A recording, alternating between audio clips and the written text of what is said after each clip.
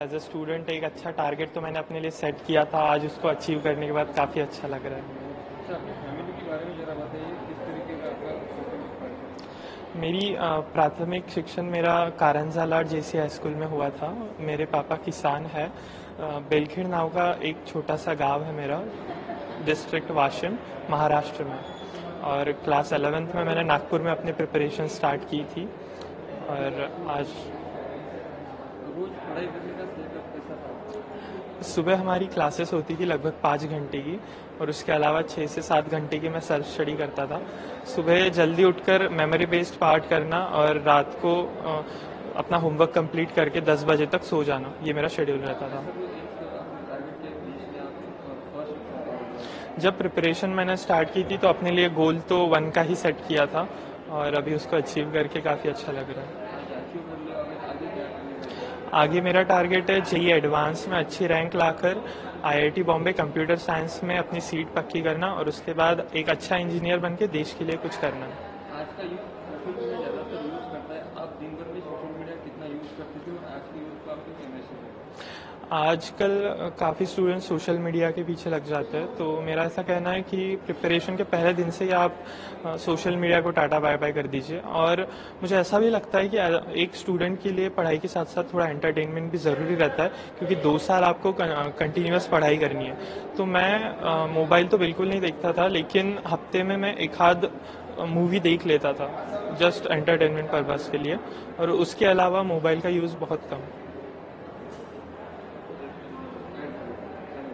येण्याचं मानांकन पटकावलं, काय भावना आहे? एक विद्यार्थी म्हणून तर मी एक चांगला टार्गेट माझ्यासाठी सेट केला होता, आज त्याला अचीव केल्यावर खूप चांगलं वाटत आहे।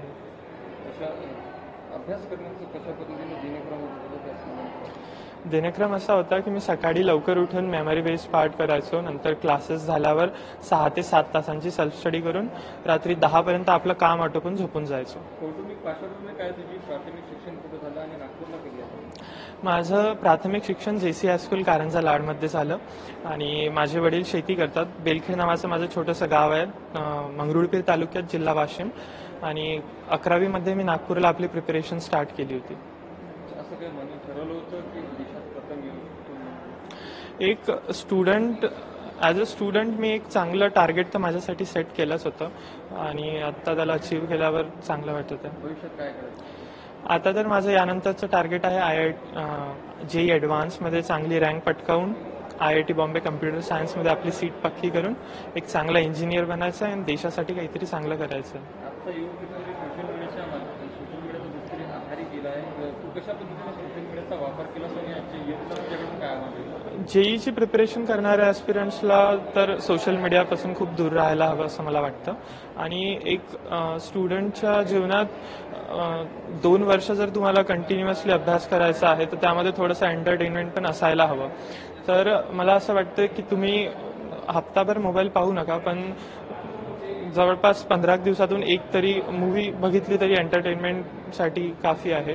आणि त्या व्यतिरिक्त तुम्हाला फिजिकल ॲक्टिव्हिटीज, मेडिटेशन आणि या सगळ्या गोष्टींकडे पण लक्ष असायला हवं, कारण 2 वर्ष आपली हेल्थ मेंटेन करणं हे पण एक टार्गेट असतं। कारण जर तुम्ही फक्त अभ्यासाच्या मागं लागाल तर कुठेतरी तुमच्या हेल्थवर त्याचा परिणाम होऊ शकतो, तर ते मेंटेन करणं पण खूप गरजेचं असतं।